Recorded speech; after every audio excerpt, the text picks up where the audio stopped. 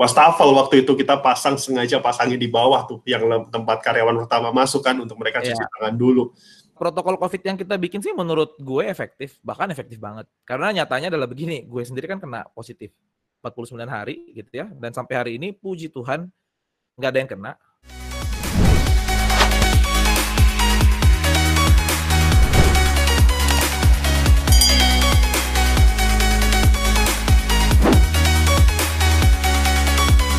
Halo guys, welcome back to our YouTube channel. Nah, hari ini kita masih akan bahas topik seputar Corona, yaitu strategi keberlangsungan bisnis dari QNC Laundry, di mana untuk semua cabang nih, nggak cuma Jakarta, Tangerang, tapi juga Makassar. Nah, kita pengen sharing-sharing sama rekan partner kita, mungkin kita sapa dulu kali ya. Halo, Daniel. Halo. Oke, kita ketemu lagi nih. Nah, sekarang kita pengen lebih banyak nanya-nanya tentang strategi keberlangsungan bisnis dari QNC. Pertama, boleh nggak sih kayak lu ceritain dulu dong, gimana sih kita menanggapi situasi pandemik ini? Apakah kita langsung proaktif ngikutin himbauan pemerintah untuk jaga jarak, PSBB, apalah itu, pokoknya langsung kita terapin untuk operasional bisnis kita, atau kita justru tipe yang kayak udahlah wait and see dulu deh, toh waktu kita awal-awal bulan Maret, pertengahan Maret itu kasusnya juga belum banyak, apalagi di kota Makassar yang cabang QNC paling banyak di sana, itu bahkan cuma ada 1 kasus waktu itu, dan belum terlalu marak diomongin orang-orang sana gitu. Itu gimana tuh, boleh nggak lo ceritain? Kalau dari kita ya, kita sih termasuk yang proaktif sebenarnya, karena waktu itu sebenarnya gue terinspirasi juga dengan kampus tempat gue ngajar, karena waktu itu kampus tempat gue ngajar juga termasuk yang pertama tuh yang melakukan pembatasan gitu. Awalnya gue pikir juga kayak lebay banget kan, cuman gue pikir ya pasti ada reasonnya lah dia bikin begitu kan, dan akhirnya gue pikir juga bagus juga nih kalau misalnya kita merespon dan kita proaktif sebelum pemerintah mulai ngatur, kita udah duluan, mungkin kan akan jadi berita yang bagus juga buat customer kita gitu. Benar, setuju. Nah, terutama customer kita juga secara segmen itu termasuk segmen yang agak menengah ke atas, which is menurut gue orang ini yang akan banyak dari lapisan ini akan lebih peduli dengan situasi seperti ini. Jadi kalau kita bisa respon dengan cepat, mungkin mereka pun akan jadi lebih aman atau percayalah untuk mencuci di kita. Jadi kita termasuk yang pertama sih. Jadi kita tanggal 17 itu udah langsung meeting dan udah langsung bahas apa saja langkah-langkahnya. Jadi mulai dari pasang wastafel, pengadaan peralatan yang dibutuhkan dan seterusnya. Ya total butuh waktu kurang lebih 1 minggu lah, sampai tanggal 23-24 itu baru kita benar-benar udah bisa dibilang 100% sesuai dengan protokol yang kita mau. Karena 17 itu kan bikin protokolnya dulu, dibayangin dulu nih mau bikin apa gitu kan, dibahas dulu di meja rapat. Nah, jadi ya baru bisa selesai 7 hari. Menurut gue itu cukup cepat lah, dalam 7 hari lu udah bisa memperlakukan protokol, bahkan sebelum asosiasi keluarin protokol. Jadi asosiasi laundry maksudnya? Asosiasi laundry, ya. Asosiasi laundry tempat kita bergabung, itu baru ngeluarin protokol kan tanggal berapa ya? Tanggal 20-an mungkin ya. Dan kita kita udah terapkan semua, mereka baru bikin. Jadi bisa dibilang kita termasuk yang ya paling cepat merespon lah, gitu. Banyak ya waktu itu kita persiapannya ya, dari mulai pertama bikin poster tuh, gue ingat banget poster ada banyak banget untuk kita edukasi. Terus bikin wastafel waktu itu kita sengaja pasangnya di bawah tuh, yang tempat karyawan pertama masuk kan, untuk mereka cuci tangan dulu. Itu nyari tukangnya gimana, airnya nggak bisa kenceng, banyak banget masalah-masalah kecil kayak gitu ya. Sabunnya aja kita yang beli kan waktu itu. Iya. Apalagi nyari apa ya waktu itu yang susah banget ya, nyari disinfektan sama nyari ini ya, hand sanitizer, super waktu itu. Betul. Ya, mungkin bisa cerita dikit tuh, gimana tuh kita ngakalin hal-hal kayak gitu tuh? Waktu itu kan yang paling langka sebenarnya alkohol ya, sama hand sanitizer ya. Sampai-sampai ada yang jual hand sanitizer tapi nggak ada BPOM-nya. Pas kita coba ternyata itu adalah klorin yang dicampur air. Tapi waktu dia diiklankannya mereknya merek bagus, merek Antis. Pas kita pesen dia bilang merek Antis nggak ada, adanya merek ini, harganya sama. Jadi kan otomatis di kepala kita kan kebayangnya ya sekualitas dengan Antis kan. Ternyata kan yang dia kirimin hanya 1 botol isinya ini, ya dia ngakunya itu hand sanitizer, dan kemudian dia kasih label dan tidak ada BPOM-nya sama sekali, nggak ada kandungannya apa, cuma bilang bahwa pH-nya pH 7 gitu. Jadi Pas gue cium-cium, wah kok ini klorin gitu. Dan itu klorin sih disinfektan untuk permukaan dan terlalu mahal harganya kalau klorin dijual dengan harga segitu. Jadi kita suruh balikin waktu itu. Yang drama sih di situ ya. Ya, Sampai ini drama banget sih waktu itu, apalagi kita udah beli lumayan banyak untuk kita taruh di banyak. outlet. Betul. Terus semua karyawan resepsionis dari masing-masing outlet udah coba juga. Iya. Yang bagian merasa tangannya jadi gatal-gatal. Kita berdua tuh waktu itu juga nyobain langsung ada terasa gatal ya, terutama lu ya yang nyobain Iya, ya. iya. Tapi anehnya ada karyawan kita juga yang merasa ini biasa aja gitu. Iya. Sampai akhirnya kita baru nyadar, wah ini kayaknya kita korban nih, udah beli banyak-banyak, ternyata botolnya cuma tempelan stiker biasa gitu, nggak ada BPOM, nggak ada apa-apanya.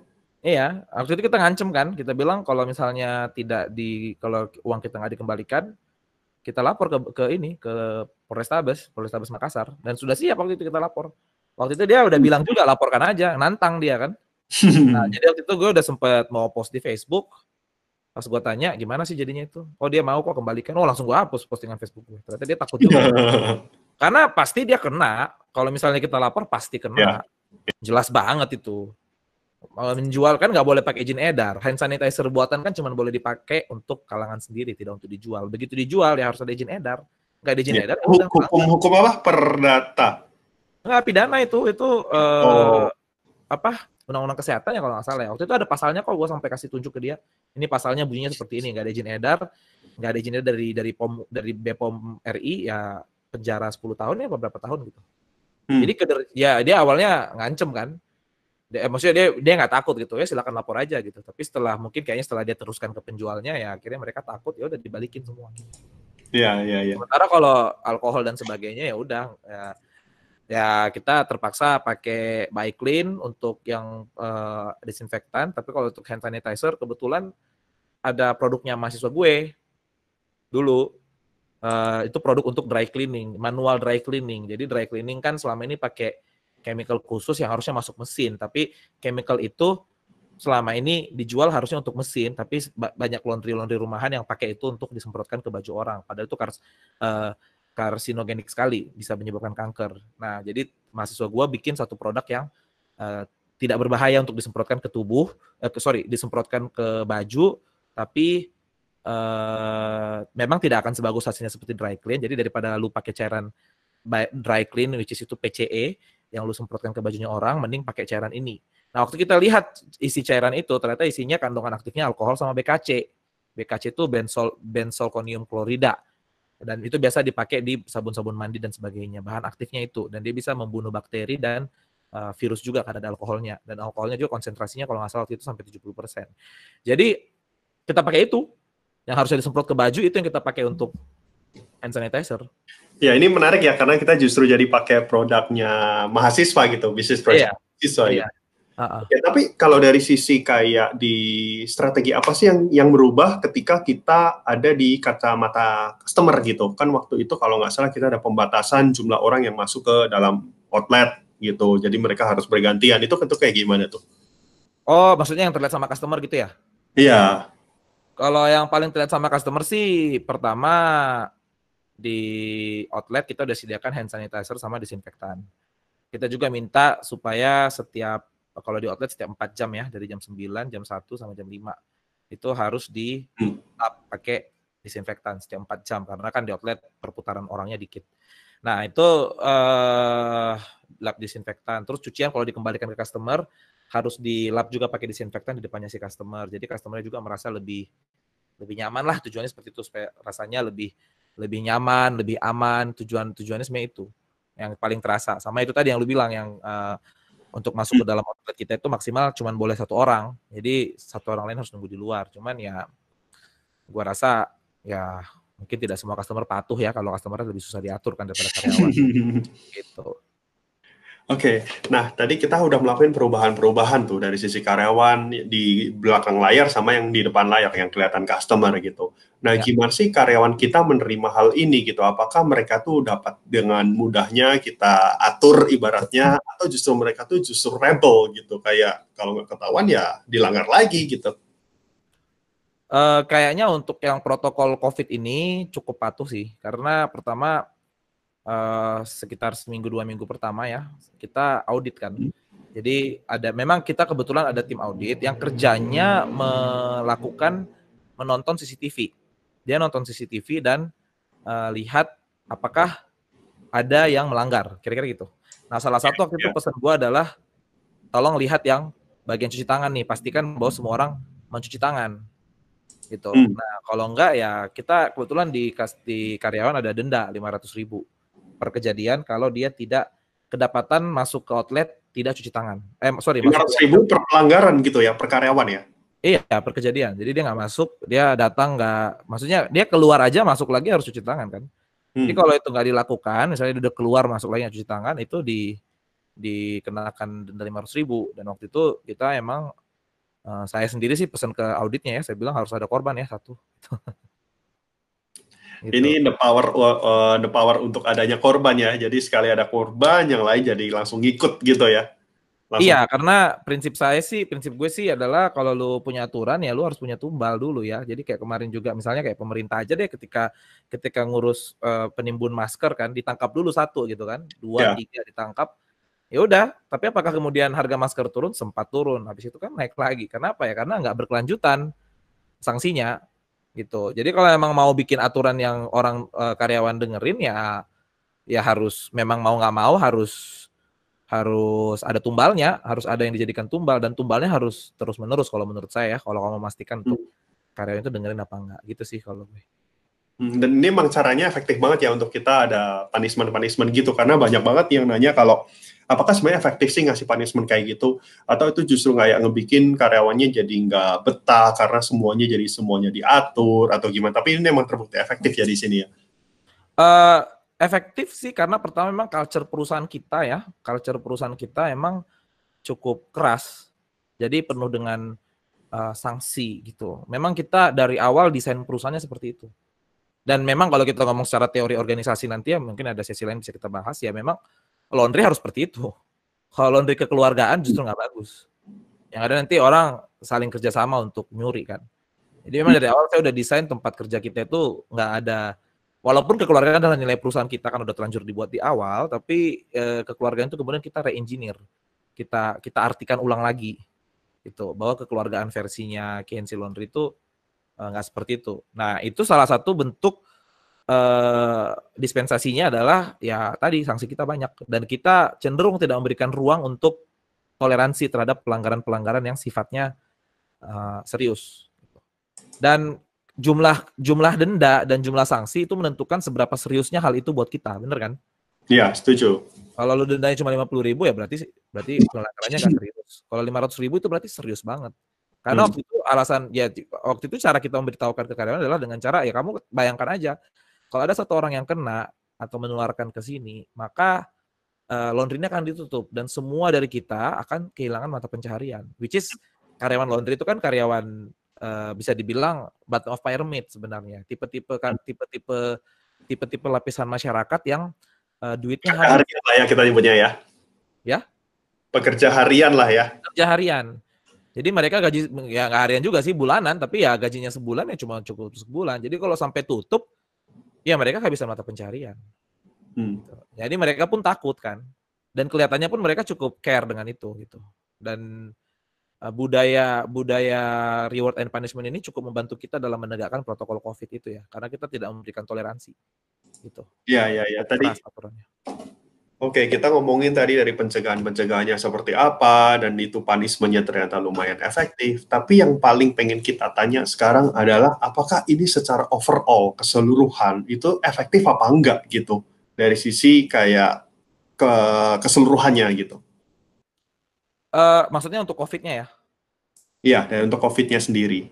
Protokol COVID yang kita bikin sih menurut gue efektif, bahkan efektif banget. Karena nyatanya adalah begini, gue sendiri kan kena positif. Gitu positif kan? Corona ya sayangnya ya untuk positif corona sendiri.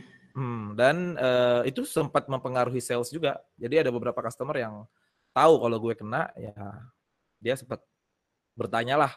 Gitu. Ya nggak tahu akhirnya dia mencuci apa enggak ya. Tapi kan faktanya adalah it's been 49 days I think, 49 hari gitu ya. Dan sampai hari ini puji Tuhan nggak ada yang kena.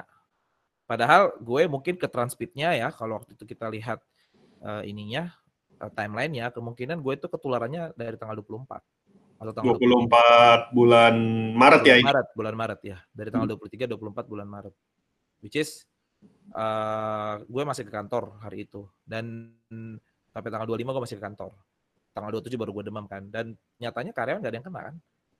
Iya. Sampai hari Jadi ini ada yang bergejala. Saya nggak bisa bilang ada yang kena ya, karena nggak ada yang dites. Tapi sebenarnya tidak ada yang bergejala. Tidak ada yang bergejala itu sebenarnya mengindikasikan bahwa nggak ada yang kena. Gitu. Untuk ngomong tidak ada yang kena kan kita harus tes dulu semua. Tapi kan ya nggak mungkin juga. Nah,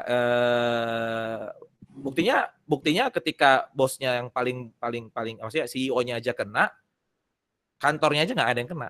Karyawan, sales, manajer apa semua nggak ada yang kena. Gitu. Bahkan sampai ke karyawan yang level paling bawah pun nggak ada yang kena. Padahal gue masih mondar-mandir tuh di laundry. Jadi menurut gue kalau lu tanya itu efektif apa enggak, itu efektif banget justru. Karena kalau misalnya di waktu itu kita masih business as usual, mungkin udah ada yang kena dan mungkin laundry-nya udah tutup sekarang. Ya, karena kita measure efektivitasnya ini sendiri juga kita memastikan bahwa tidak ada seorang pun dari karyawan kita yang kena juga, dan ternyata itu terbukti bahwa emang nihil, nggak ada sama sekali case yang terjadi di karyawan kita ya. Iya, nggak ada case. Kalaupun ada, kemungkinan bukan dari kita. Kalau ya intinya sampai hari ini udah 49 hari nggak ada. Gitu. Oke, dan sampai sekarang pun sampai pertengahan bulan Mei ini kita juga masih menerapkan hal itu kan di semua outlet kita. Masih.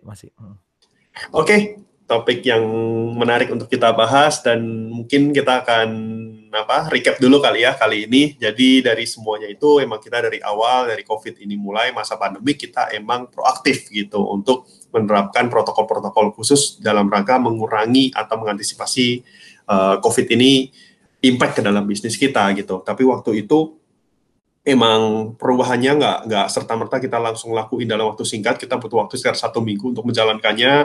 Tentu butuh benar-benar dimatengin untuk bisa disosialisasikan ke semua karyawan.